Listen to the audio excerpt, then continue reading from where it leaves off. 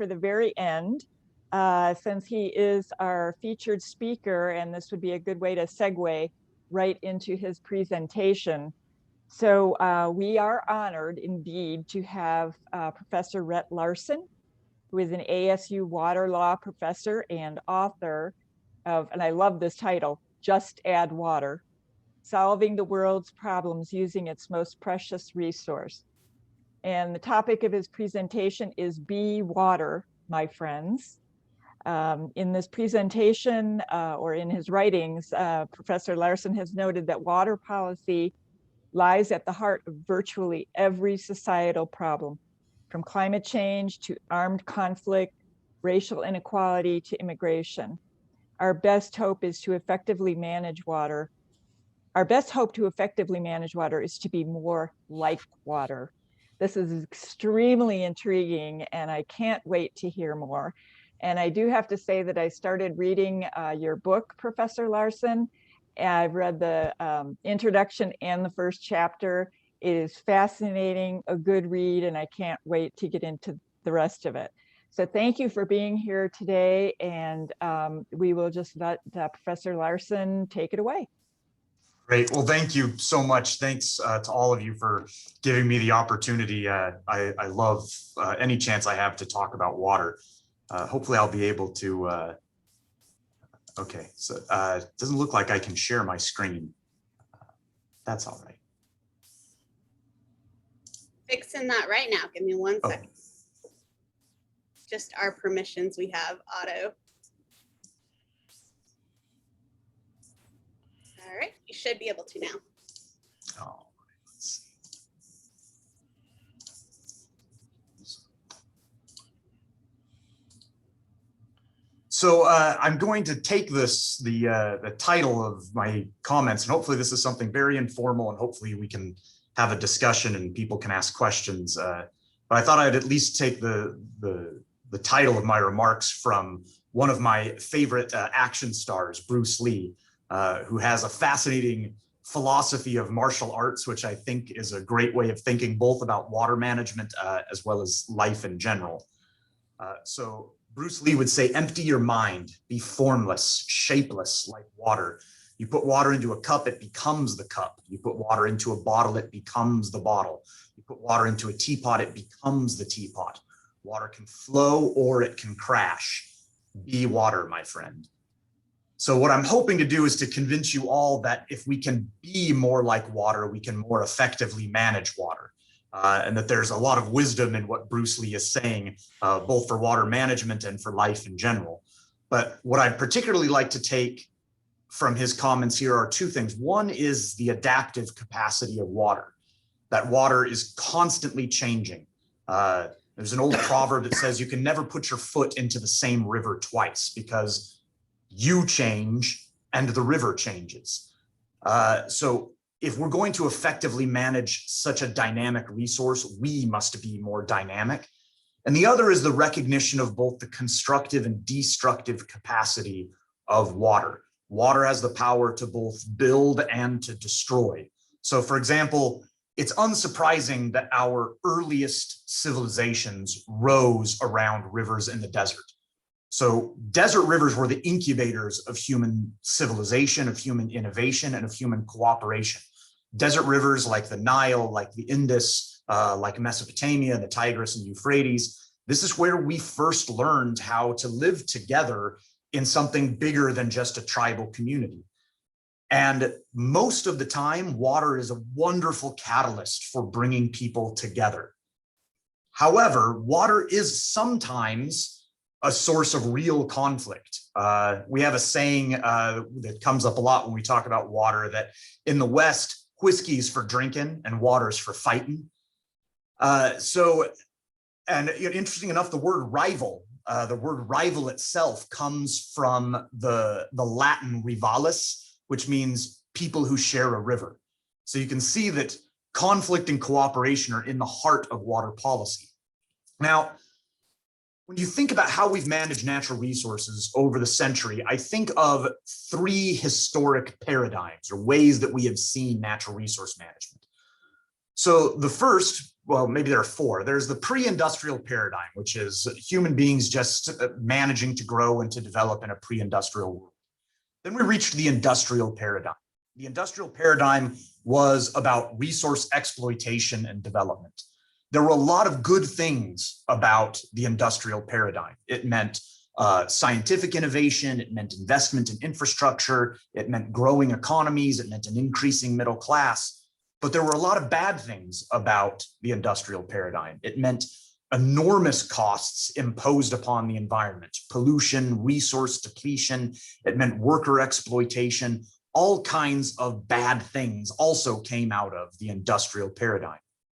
In response, human beings developed what I would call the green paradigm. The green paradigm was a response to the industrial paradigm. It was our efforts to be more responsible and be better stewards of the natural world. And this meant things like Earth Day. It meant the enactment of things like the Endangered Species Act, the Clean Water Act, the Clean Air Act. There's a lot of good things that came from the green paradigm. It meant better protection of the natural world. But the green paradigm was limited in its own way.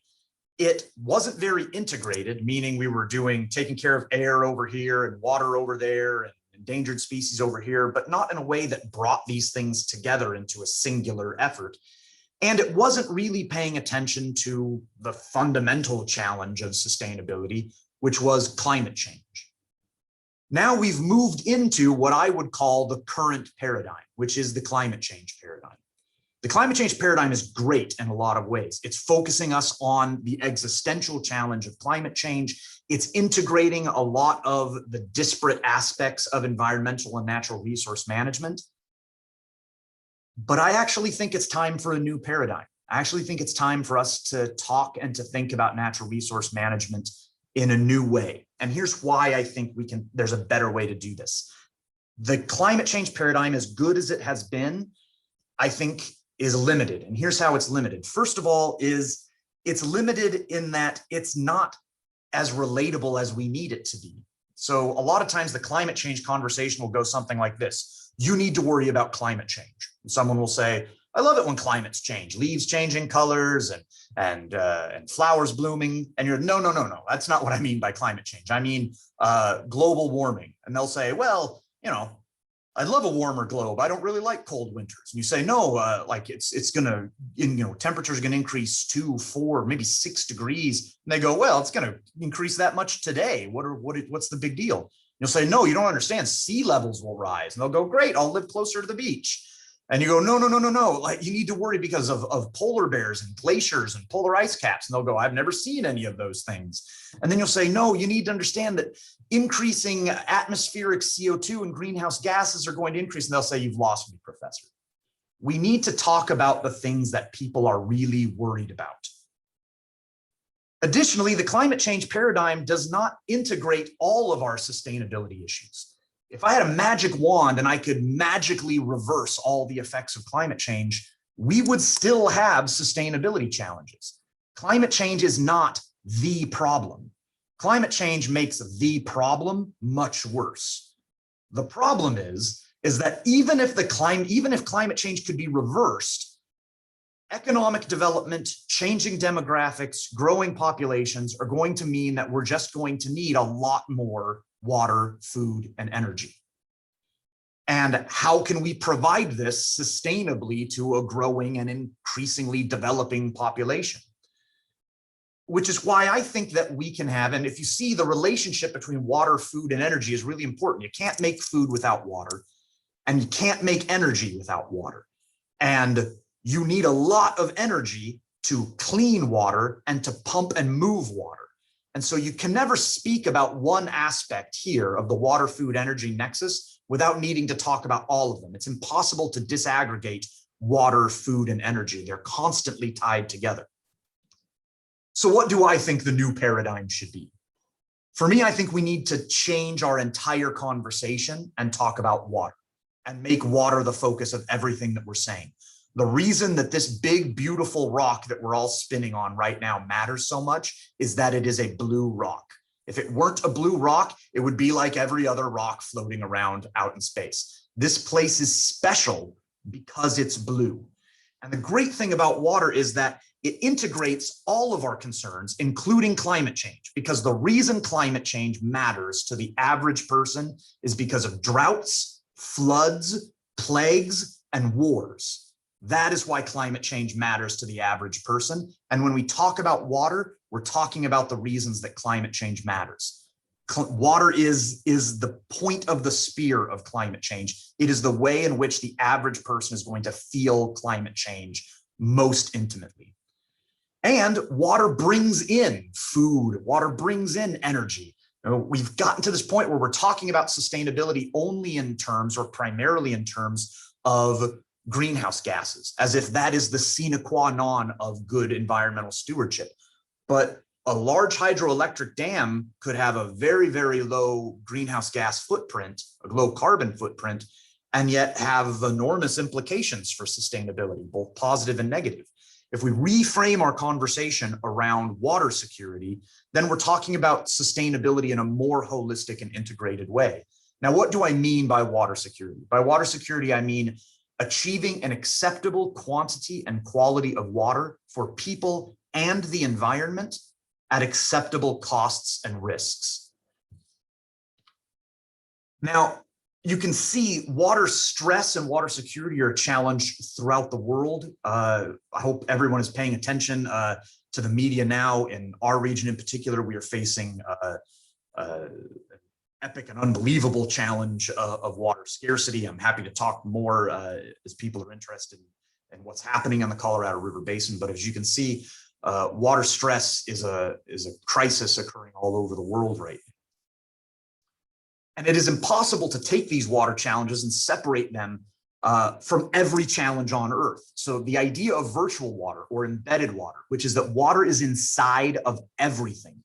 It is inside of this shirt. It is inside of the energy in your computer. It is inside all of your food. It is inside of the light coming out of your light bulb right now. It takes water to make everything, which means water is inside of everything. And water doesn't just move through the hydrologic cycle. Water moves through international trade. Water moves through commerce. And we have to recognize that there is no commercial decision that doesn't also affect water. One thing I always tell my students is, you look at this superficial world that's happening on the surface, the buying and the selling of things, and underneath that superficial thing is the real power and the real wealth. And that is who controls the water. The real power in the world, especially in the desert, is who controls the water. And whatever other power or wealth other people have is the power or wealth that the people who control water let those people have. All real power in the desert, all real wealth in the desert is water. Now, one of the challenges of water, one of the things that makes me love learning and studying with water is the idea of the water diamond paradox. This comes from Adam Smith's The Wealth of Nations. The idea here is that water has an almost infinite use value, but a very low exchange value, meaning we use water for literally everything. And yet water is very cheap. We don't value it very highly. On the other hand, diamonds have a very, very low use value, but a very high exchange value. There's not a lot that you can do with a diamond, but for some reason, it's really, really valuable. And you might say, well, diamonds are rare and water is not. Well, that's not really true. First of all, in the desert, water is very scarce. And on this planet, water is a pretty precious resource.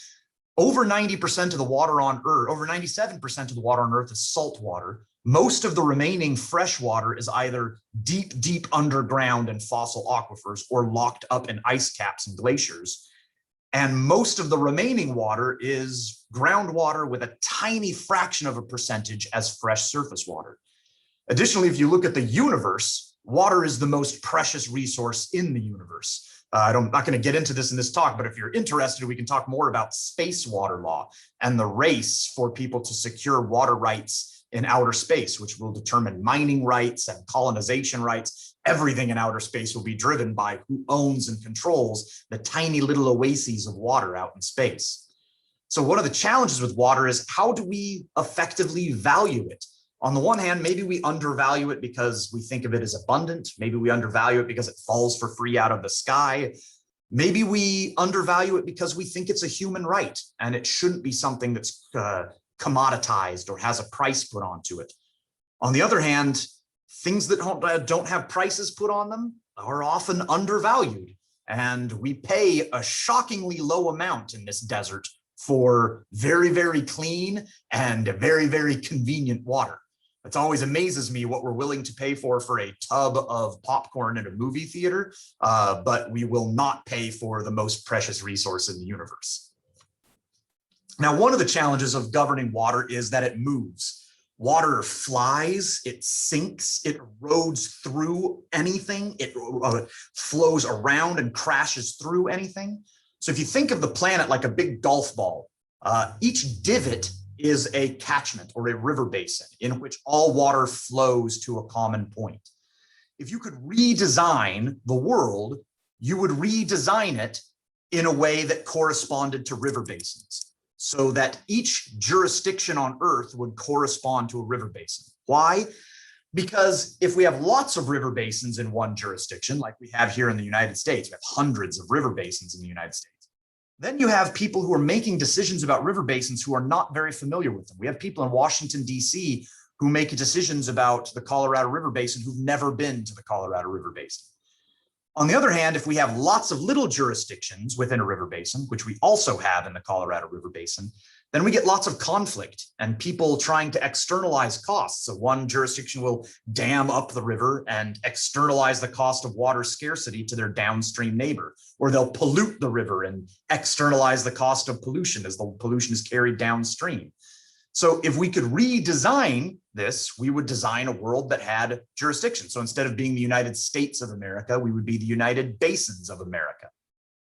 Now, the problem with that is that water is tied up into ideas of sovereignty. So I've spent a lot of time working in the Middle East, and a lot of the issues that we deal with in water in the Middle East are less about scarcity, frankly, and more about sovereignty. It's more about what the water means as a symbol of national identity. And people will fight to protect the sovereignty of the water. And you might think, well, that's unique to disputes between Israel and Jordan. That doesn't happen here in the United States. It definitely happens here. So in the 1930s, in a dispute between California and Arizona over the Colorado River, Arizona had spies in the construction crew of Parker Dam. And when California crossed the Colorado River into Arizona's territory, the spies alerted the governor of Arizona that California had invaded. The governor called out National Guard troops to move against California, sailing the Arizona Navy up the Colorado River to blow up Parker Dam and effectively start a water civil war. Harold Ickes, who was the Secretary of the Interior at the time, marched out federal troops from Fort Huachuca to intercept Arizona's army and prevent a 20th century civil war. At the exact same time, there was actually martial law declared over the Red River in a violent conflict between Oklahoma and Texas over that shared river. And there's actually correspondence within Germany at the time amongst generals in the Third Reich saying that the United States would not enter into the Second World War because it was about to descend into a water-based civil war. So we have very, very serious sovereignty issues even within the United States. If you're looking right now at the Klamath River Basin in California, it is heating up to a really concerning point. The kind of rhetoric that's being used in some of these river basins is disconcerting. So we can see water plays an issue in armed conflict. If you look at, take the Syrian civil war, which is a conflict I've been working in and been a part of for water purposes for the last several years. A drought in the Euphrates River Basin means food prices go up, means crops fail, farmers move into cities searching for jobs, but they can't afford food. And this is dry kindling for radicalization and for instability. The same thing happened in the Kabul River Basin with the rise of the Taliban in the 1990s. Drought in the Kabul River Basin, spikes in food prices, failing crops, mass urbanization, starvation, radicalization, and instability. So one of the ways that we can counter armed conflict and violence is by investing in water security. One of the ways that we can address mass migration and refugee challenges. I mean, in the end, people are doing what we have done for 10,000 years, for 50,000 years. We are following water. Now, people may say, well, we're fleeing violence or we're looking for opportunity. We want security, safety, prosperity. But security, safety, and prosperity are functions of water security. If you look at migration patterns in the world right now, people are fleeing places of water insecurity to get to places with water security. So maybe the answer to the mass migration challenge is to invest in water infrastructure and water security.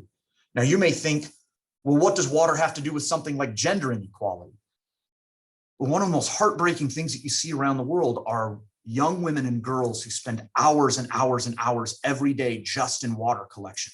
It is perhaps the single most important gender issue facing the world today. If we could just get clean water and better sanitation facilities closer to girls and young women, that means more girls and young women going to school, and more girls and young women going to school means we change the world.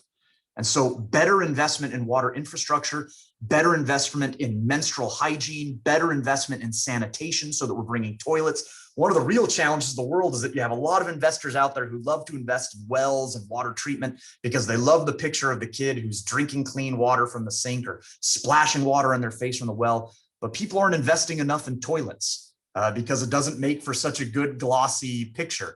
But the reality is if you want to save lives, we've got to build toilets, better toilets around the world, and focus on not just the drinking water side of water security, but the sanitation and hygiene side as well. Which takes us into issues of water and disease pandemics. What we're going through right now is partially a water security issue. You see where the virus has burned the hottest. It has frequently been in areas where, for example, here in our own neighbors in the Navajo Nation have faced some of the worst issues. And a lot of it is because our number one weapon before the vaccine against the virus was washing your hands. And I've lived in situations where you had to make a decision between washing your hands and drinking, or washing your hands and cooking. And if we can get people enough water, this is a beautiful study from Uganda, a longitudinal study over 50 years called Drawers of Water, where a simple intervention of having, rather than having young girls transport water in peanut oil cans, you had grown men transport water in large 5-gallon drums. The water was just as dirty, it wasn't any safer, but just increasing the quantity enough so that people washed their hands made a massive difference in these communities. And you think about all of the ways in which water is driving disease pandemics. So water drives the breeding of mosquitoes, because mosquitoes and tsetse flies, they breed in aquatic habitats. So that's malaria, dengue, Zika. You think about some of the greatest killers in history are killers like cholera, typhoid. If you think about the lack of hygiene, you think about scabies, you think about trachoma. All of these issues could be resolved if we invested more. And too often in water policy, we focus on what I would call the green agenda, clean water, and the blue agenda, water access, and not the red agenda, which is resiliency to water-based diseases. Sometimes you'll build a big dam and you'll build an irrigation system, and people will think, yeah, this in fact happened in the Senegal River system in West Africa. People developed irrigation systems, the World Bank built dams, and what that did was bring aquatic habitat closer to humans, which meant more mosquitoes, more snails, and that meant breakouts of malaria, it meant breakouts of dengue fever, and it meant breakouts of schistosomiasis. So even though people got more water, it was deadlier because they were living closer to aquatic habitats. We have to find a way to integrate the red agenda into our water policies. Now you might think, well, what does water have to do with racial inequality? All you have to do is look at what has happened in Flint, Michigan. What happened in Flint is not that uncommon in terms of a city making a decision to move away from a more expensive water source to a cheaper water source, and that cheaper water source is corrosive in a dilapidated infrastructure system with a lot of lead. That happens all over the country all the time. The question in Flint isn't why that happened. The question is why didn't we know about it soon enough, and why didn't we act soon enough? And I think the answer that's been given by a lot of really sophisticated studies is racism. Why is it that the Navajo people are facing so many challenges in terms of uranium contamination and improved water treatment? Racism. Why is it that the Basarwa people were driven off of their traditional land and didn't have access to their wells in Botswana? Racism. Why is it that Aguas del Tunari was able to secure 40-year concessions in Cochabamba, leading to massive degradation of the water system? Racism. Water and racism, they come together all the time, and addressing inequalities in water and making sure that we're providing water to everyone equitably is one of the great challenges of water policy. Now, water and faith, which is a pretty important one, or pretty important topic to all of us, and especially near and dear to my heart. It's not hard for us to stop and think about our own faith traditions and about those of our friends and neighbors and loved ones, and see the role that water plays in our faith. Water plays an important role in so many of our rituals. It plays an important role in the way that we interact with the divine. You see there part of that is a picture of the San Francisco Peaks here in Arizona.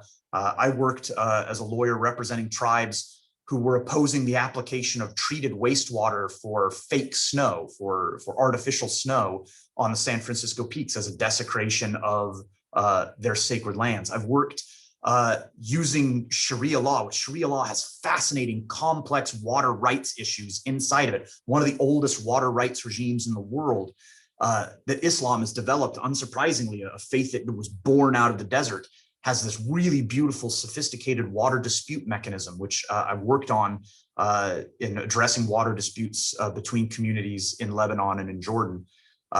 Even when I was making my own sort of personal career decisions, I struggled with whether or not to leave my practice of law and to go in and be a law professor.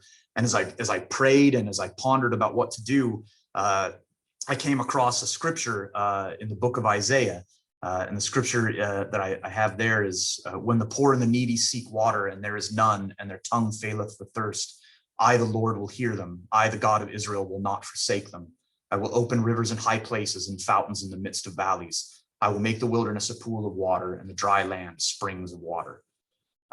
So I've been inspired by my own faith to see that it's easy to be in a situation and look around you and think, how can the world seem so overwhelming? Our problems seem so huge. Where do we even begin?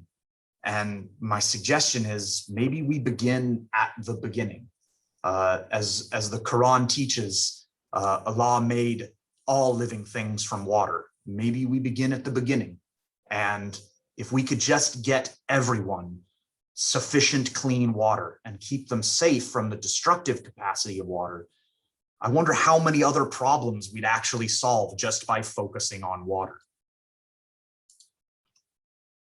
Now, this gets me to sort of the final thing I want to talk about, which is how do we effectively and equitably manage water? We have to be like water. One, we have to be more adaptive. We have to be willing to change.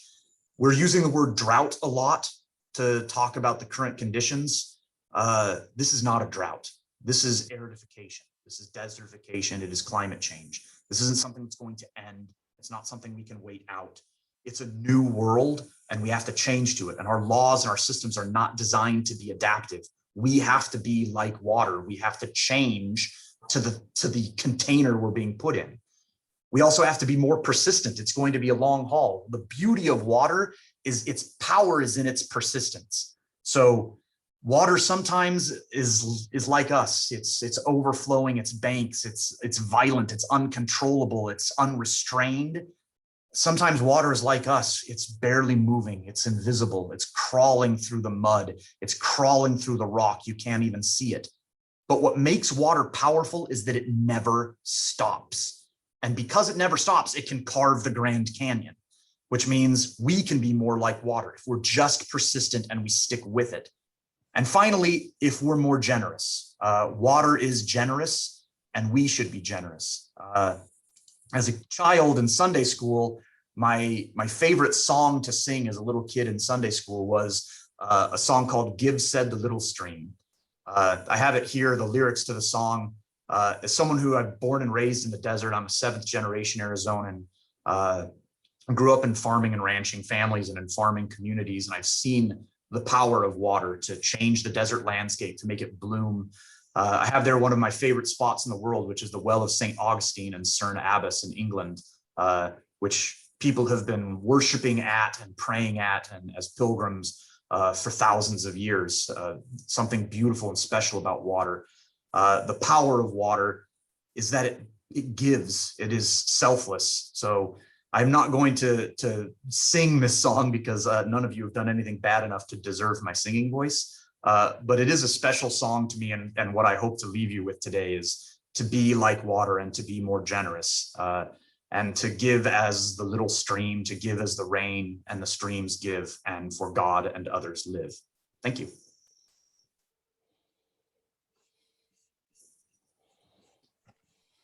Wow, I don't know what else to say except thank you so much for this presentation.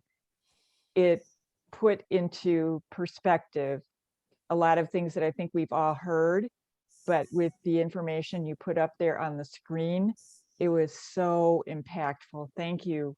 Thank My you. pleasure. Thank you. Yeah, this was just, Katie, we've got to post this on our website and get it out there far and wide. And of course, since Arizona Faith Network is a faith network, you're drawing the relationship between water and its religious significance as well, strikes a chord or strikes a note with all of us. So this was just fantastic. I'm sure we have a lot of questions. So let's just go ahead and if anybody has a question, please just raise your hand or speak up. Would anybody like to begin with a question for Professor Larson?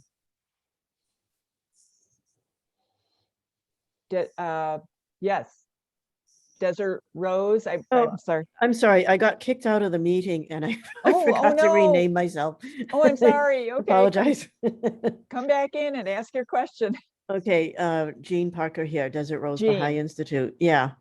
Well, this was a fantastic presentation, really. And so I lived in India for 10 years and then another 5 years doing my doctoral research. A lot of that had to do with water in various ways.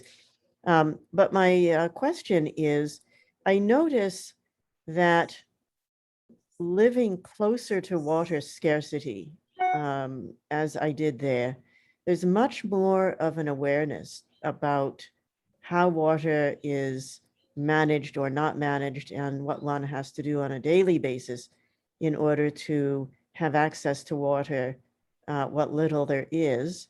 And I remember that, you know, when you're looking for a flat to live in, the first question is there a water problem? That's the first question that you ask.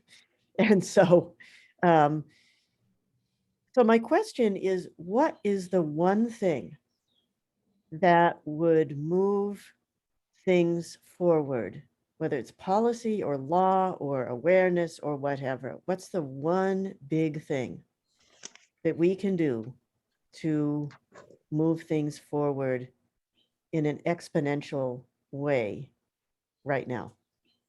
So that's a great question with no easy answer. I will say that 70% of freshwater use, around 70% of freshwater use both here in Arizona and globally goes to agricultural production.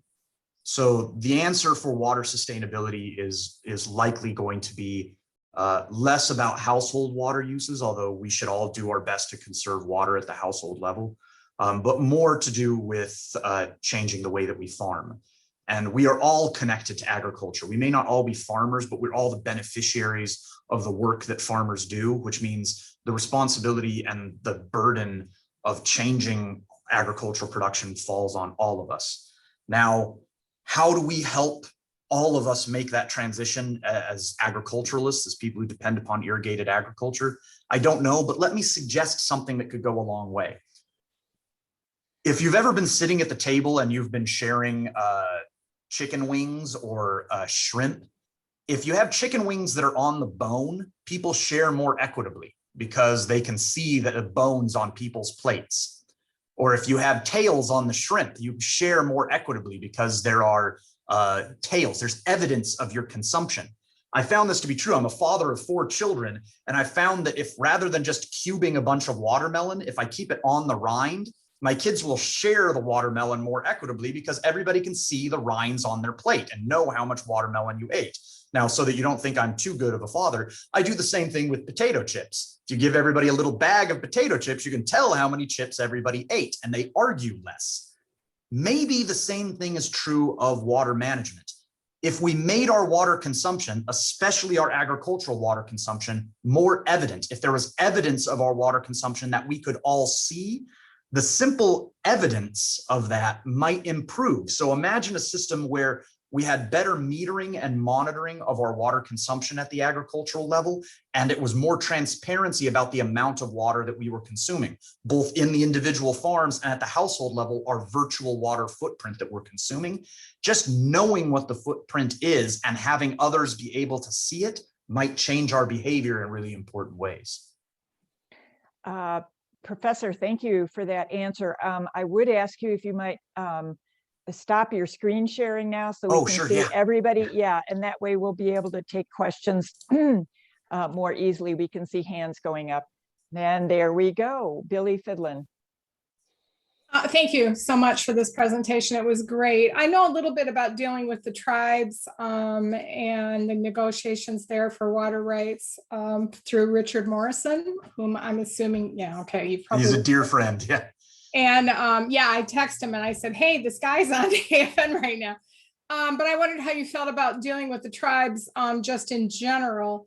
And then because I do know that as a Native American, I do know that we can have some difficulties there, but also what you're forecasting in terms of future rights. So for the tribes, it's difficult to generalize because, as I'm sure you know, the tribes in Arizona are so diverse in terms, they're diverse linguistically and culturally, and they're diverse geographically. So a main stem Colorado River tribe, like the Colorado River Indian tribes, they have really, really senior water rights. They don't require a lot of infrastructure to move their water. Their waters were adjudicated by the United States Supreme Court in the 1960s. As opposed to, say, the Gila River Indian community, which is, they're in an alluvial basin. Their communities right along the riverbanks. They have really productive soil, so they can farm really well. It's not hard for them because they're so close to the population centers. It's not hard for them to lease water off reservation to thirsty cities. So they have a very different situation. That's easier for them to take Central Arizona project water if what we want to do is have some wheeling agreements. It's harder for communities like, say, the Walupai. The Walupai are they're an uphill area. They're in the Grand Canyon. What they're most interested in is ecotourism. So you have to adapt to the particular negotiations for the tribe's unique circumstances. The biggest challenge right now is to find a settlement for Hopi and Navajo. Most of the tribes in Arizona have already settled their water rights, and we have to find an effective settlement with Hopi and Navajo. Right now, Hopi and Navajo are litigating between themselves. So working to find a resolution for Hopi and Navajo. What I think might be the better approach is, I think we're trying to impose a sort of centralized urban conception of how we develop water on those lands. We may have to rethink how we're doing it with more distributed treatment. The challenge is a lot of groundwater contamination. So I think we may have to work on small scale distributed treatment systems as part of the settlement agreement. I also think that as we're watching more coal-fired power plants like Navajo Generating Station, as you're watching coal-fired power plants begin to be phased out, a lot of these coal-fired power plants have water rights that they're not going to need anymore. And so maybe we can use those water rights as a mechanism for facilitating a settlement. So I think that's probably the future, is to finance small scale distributed water treatment, and then to use another real hard challenge is it's hard to predict the future. People are finding lithium reserves on tribal land. What happens when tribes want to mine for lithium? How are we quantifying their water rights? So if that's the kind of economic development the tribe wants to move towards, how do we make sure that they have the water resources to go into that kind of development? It may be the future economy of the tribes is lithium mining. And if it is, that's a relatively water intensive approach. And so we may have this sort of 19th century conception of, oh, this is all about irrigated agriculture, when we may need to have a 21st century conception of this is about mining for lithium for batteries. Well, and the infrastructure problems alone, just in terms of getting drinking water and all drilling and all the things, that are are required from that. Just my last question, I know I led an effort last year that pulled in $125,000 for the Dene people, specific to water. But a lot of the questions around that, well, why can't they just, and then fill in the blank, not really understanding, the challenges that are faced. So my question is, I'm wondering, with the money that came because of the pandemic in a variety of ways, from private to federal, and so forth, what kind of effect do you think that'll have on infrastructure, just because the problem's so enormous? Well, for the Dene, the best use of the infrastructure may be, like I said, it's hard for us to have a sort of centralized large-scale water distribution system because the economies of scale don't work out. These are, as you know, these are relatively dispersed in smaller communities. So you don't have economies of scale to be able to generate that kind of revenue. So we may have to rethink the way that we're developing the infrastructure so that it's more localized rather than sort of a centralized distribution system. And then, the money might be there for drilling wells, for doing that kind of distributed treatment. And perhaps the most important thing that we can do is to facilitate the Dene people's ability to do off-reservation leases, because it's just a matter of time before thirsty cities come to them and say, we want water. And if they have the ability to be able to lease downstream, as farmers are struggling, as we see, we're going to face a shortage declaration here soon. A lot of people are going to be going to the Navajo and saying, can we make a deal for the next 5 years? And I think we're going to need Congress to pay close attention to be able to facilitate the Dene people's ability to be involved in that kind of water market. Thank you for that comment, Professor Larson. I think a lot of our concern would be that it be a fair deal for the Dene. As you know, that has been, there have been historic problems and challenges with fairness in these agreements. I'd like to call next on Doug Bland. He's had his hand up there for a while. So go ahead, Doug, with your question. Thanks, Sarah. Thank you, Professor Larson. You are a great communicator. Thanks. So unusual to have an academic that is able to talk to people at such good, relatable, earthy ways. So thank you very much for that. And we do need to get this presentation out as widely as we can. So anything AZIPL can do to help promote it is great. My question is similar to what Billy was raising. We have in northern Minnesota right now, a number of our AZIPL or IPL people from across the nation protesting with indigenous people about line 3. Mm-hmm. And they have seen themselves not as protesters, but as water protectors. So my question is, what role do you see for indigenous people, indigenous rights, treaties, and indigenous spirituality for moving us forward in protecting water? So the United States actually, I hate to say anything, I hate to say anything too positive about U.S. history when it comes to equitable treatment of indigenous people, because our history is such a dark one. But relative to a lot of other countries, the existence of a recognized water right for indigenous people actually does exist in the United States. So if you are a federally recognized tribe, you have what are called winters rights. So implicit water rights for your tribe. So that's really about water quantity management. It's about your water supply management. So you can use litigation to secure access to water quantity. The challenge, though, is as indigenous people, how do you oppose potential threats to water quality? Now, one of the ways that you can do that is through relatively straightforward litigation, and that is, and I feel like a lot of the pipeline oppositions that we've seen from indigenous groups haven't fully availed themselves of looking at the specifics of the pipeline permit itself.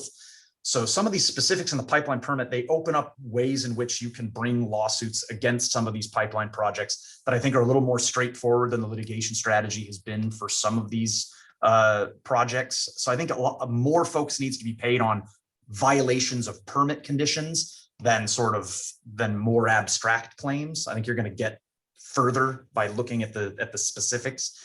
I think the treaties themselves are unlikely to be of much use.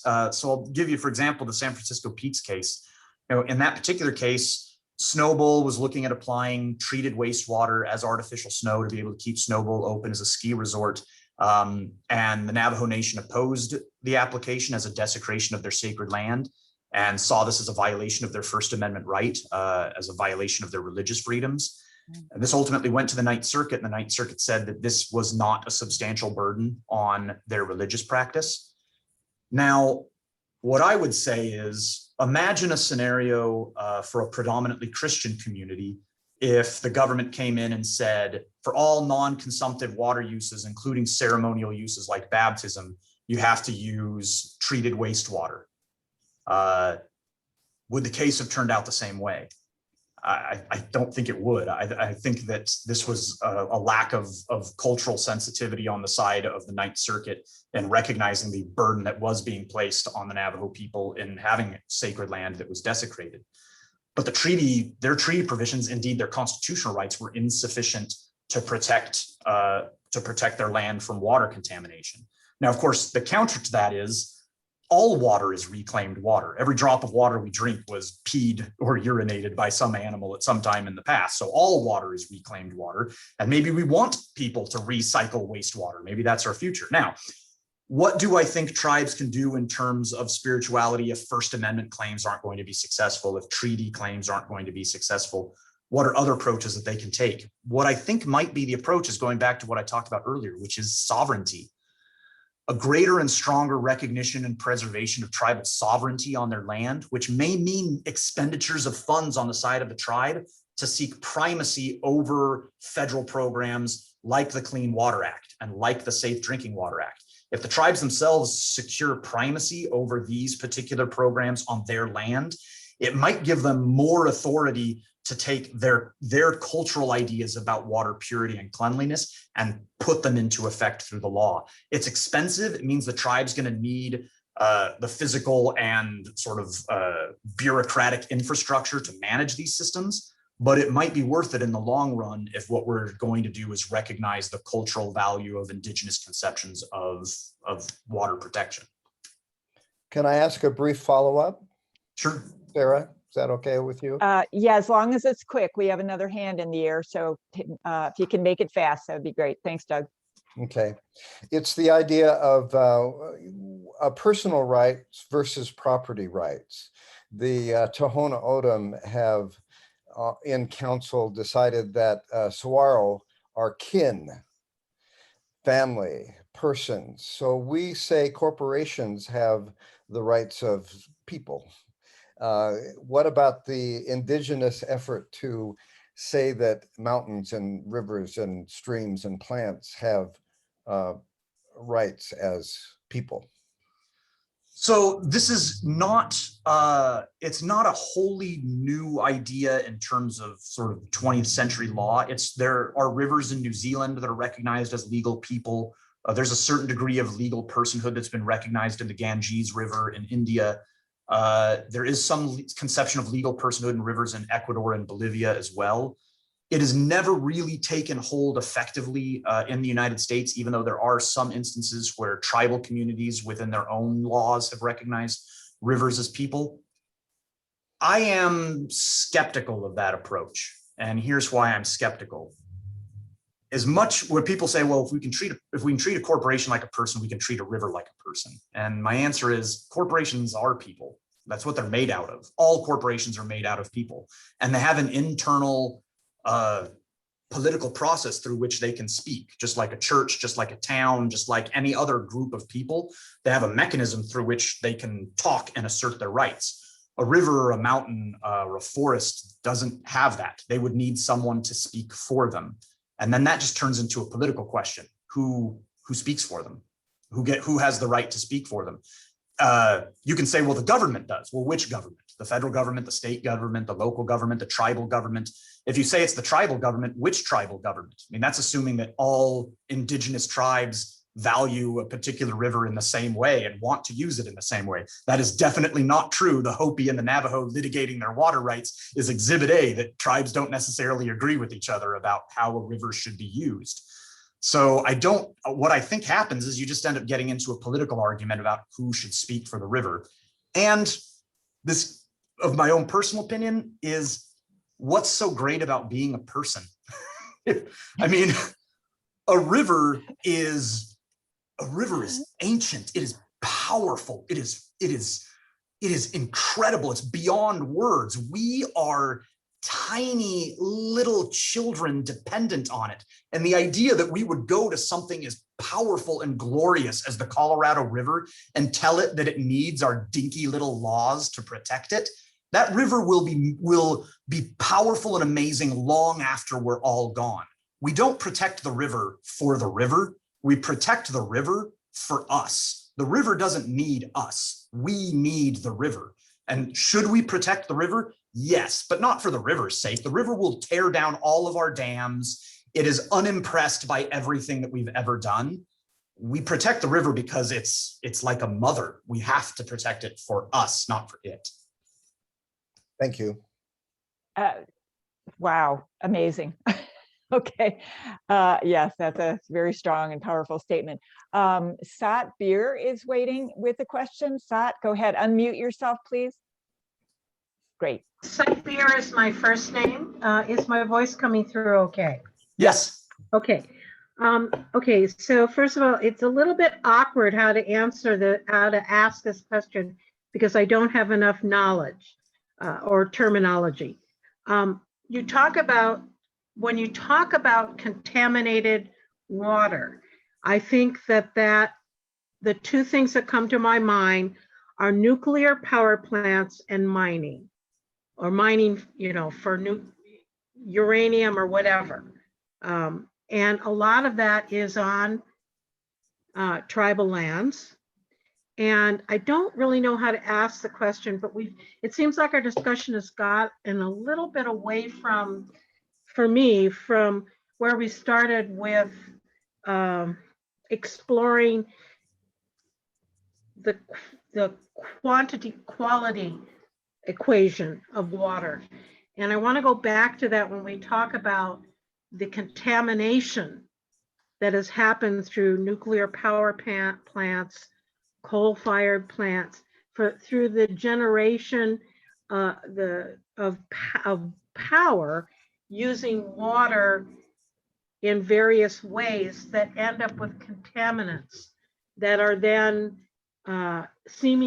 it looks like they're, from what I understand, a lot of it is being just infused back into the earth on reservations, and it's making animals, people, crops sick in a very real way. So I don't know what my question is exactly, but I want to bring us back to that as well. Water is glorious, but it's being used destructively in those processes. So mining issues are a major source of contamination in Arizona. Copper mining and acid mine drainage becomes a major issue for water bodies all over Arizona. Historic uranium mining, especially in the plateau areas, has been a major issue. A lot of that has been wildcat mining, or mining that occurred sort of before there were significant regulations. One of the ways that we can encourage remediation of historic mine pollution is in ways that aren't too dissimilar from the ways that we might talk about addressing climate change, which is a river has a remarkable ability to heal itself and to clean itself, but we have to give it room and space to be able to do that. If we just keep punching it, it won't have a chance to get up. So every river has an assimilative capacity of the amount of pollution that it could absorb and still clean itself. And so what we can do is say, here is the river's assimilative capacity. Here is a buffer of safety beneath that assimilative capacity. And then tell companies, if you go out there and you remediate these old abandoned mines and you clean up the water so that it drops to that level, then you can create credits that would be tradable on the market for people who are looking to mine. this is not too dissimilar from a cap and trade system that you would talk about with mining. Now, there are risks with any cap and trade system, which is the manipulation of the market, and what you're effectively doing is legalizing pollution to some degree. But it might be worth the trade-offs if what we're doing is incentivizing modern mining companies to invest in the remediation of historic mine pollution. I see Billy has another question. Billy, go ahead. Thank you, Sarah. Dr. Larson, I just want to circle back to Snowball. I'm also president and founder of Whisper and Thunder, which is a large Native American First Nations nonprofit, so both US and Canada. And we got involved during the Snowball piece. And what was very interesting during that time period was the difference between, one of the things we do is we provide scholarships to young people, and we get a lot of Navajo from ASU, tons. And they all got on board. They were online with us, and so forth. Their opinion of the Snowball issue was very different than the elders. And they really felt we've got way bigger issues to attend to in Indian country rather than this. And I know that extends to other things that elders care about, and it has to do with a foot in both worlds and all those other things. But, I think it's going to be interesting to see the tribal elders and their leadership at all levels. They are more than capable. They don't need the Anglo community to come in and wield their heavy foot on anything that we've talked about. Actually, we walk either alongside or behind, but not in front of. But I just was interested in what you thought about the intergenerational discussions on things. No, that's a really good point. In fact, it sort of goes back to the question about legal personhood. If you think about the San Francisco Peaks as a legal person, it's hard enough to resolve the internal political disputes within any jurisdiction, whether it's tribal or local or national. So within the tribes, it was as you mentioned, it was a really complicated dispute because internal to the tribes, there were lots of tribal members who worked at Snowball and wanted to keep the resort open. And we're saying, first of all, it's environmentally responsible for us to recycle water. Second, all water is wastewater. So the water that's raining out of the sky was peed by a buffalo not that long ago. So it's all treated wastewater. What's the difference? And we want to encourage this sort of thing. And then other tribal members were saying, yeah, but this treated wastewater isn't just rain. It's got pharmaceuticals in it that aren't being treated out. It's got viruses in it that aren't being treated out. The amount of energy that's being taken just to treat that water and then pump it to the top of the mountain and turn it into snow has an enormous carbon footprint. So that internal dispute was really interesting. And I think you're going to see changing conceptions, as a new generation sort of takes the reins of the Navajo Nation, like with every other change in generations, new ideas and innovations. But you're absolutely right. It's one of those reasons why I'm always skeptical of legal personhood for the natural world, because it's all legal personhood in the natural world is who gets to speak. And, sometimes that isn't very equitable, because the people who end up securing the voice for these new legal people, they tend to be people with power, political power, and often political power and money. And one thing we always say in water is water doesn't flow downhill, water flows to money. Whoever has the money can make the water get to them. And so, and oftentimes who has political power is a generational issue, right? Older people have more political power than younger people. And so it's, when you talk about who speaks for the river, who speaks for the forest, it's usually a matter of politics and power, and I'm not always sure it works out the best. And I suppose in those negotiations and processes moving forward, we have to, as you say, be more like water, be adaptable, be persistent, and be generous. We can follow those guidelines. We should be okay. I don't know. Well, I am an optimist. Despite all the challenges you're seeing, I think human history is a history of people coming together and sharing water and learning to live together. And I still believe in us. I still believe that we're going to find solutions And as scary as it is right now, and it is really scary right now, Mhm. I still believe in us as a people, as a human family. I think we can find ways to live together and to change. We've done it before, we can do it again.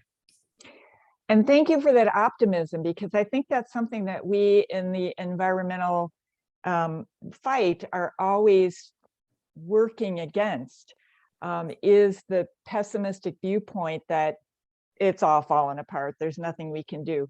And we're always looking for that ray of hope and those guidelines that will allow us to keep on keeping on in this effort to bring more focus on the environment to the attention of the people. And just a final comment, in your book and in what you've told us today, it's kind of you're asking us to kind of refocus away from the climate change paradigm to one of water security. And honestly, I see that as being a very hopeful thing, because as some of us here will know, we've been to the legislature. We've talked to some of our very recalcitrant legislators about these things, specifically in my legislative district. I'm in Flagstaff, and you know what those leaders are like. But this is an issue that they can't ignore and that they must focus on. And I think they're more willing to have conversations about than just climate change. That's kind of a no-go. I can see the curtain down when, coming down whenever that is mentioned. But water issues, that is something that we all have to confront at some point. So I really appreciate you refocusing us on this topic. Are there any other questions? Oh man, one more. Beth, go ahead and unmute yourself. I don't have a question so much as a comment, and I'm an educator in my background, so my mind is kind of a belief that education is sort of the foundation to liberation of thinking and so on and so forth. So I think about a show I saw on PBS, and you all may be aware of it, but I was not. And there is quite a large farm production. You mentioned agriculture, and I come from a family of farmers, and there's a large production in, I want to say it's the southwestern portion of Arizona. And I also want to say it's Saudi Arabia, where they're growing grasses and so forth to ship back to their country. I was appalled when I saw that show, because of course it's depleting our water. The root is the almighty dollar, in my belief. So somebody's making money off that. I don't know if it's the state of Arizona or the federal government or both. And the surrounding small farmers, they are having to dig deeper and deeper and deeper. And Professor Larson, you're nodding your head. You're probably well aware of this. And so when I saw that show, I thought, gosh, I wonder how many Arizonans even know about this. We don't know what we don't know. And you all probably do, because you've been at this a while, I'm assuming. So I guess my point is education, education, education, and hammer the legislature, hammer the legislature, hammer the legislature. Because as you just mentioned, until we change our thinking and get away from everything being about a profit and more about the well-being of people, things, I just think it's going to be a slow change. I completely agree. I lived and worked in Ecuador on a project that compared Ecuador's 3 largest cities and their water performance. And the city of Cuenca in Ecuador was really impressive in terms of its overall water performance. It was, it was across metrics, was doing a really good job. And I wondered why it was doing so well. And I think there were a few explanations, but I think one of the most important explanations is their water utility company just invested very heavily in water literacy. They just spent a lot of time and energy teaching and educating the people in their community about water. I still believe, I work all over the world on water issues. I still work as a water consultant, but I firmly believe the most important thing that I do professionally to help with water issues is every year I am training another group of people who are going out there and seeing water as a fundamental issue. And I think the most important thing I do is I'm a teacher. And a good one at that. Thank you. I thank you so much for this presentation. It has been so enlightening and valuable for this commission. We're running out of time for the rest of our meeting, but Katie and I had an internal discussion about this being too important to cut short.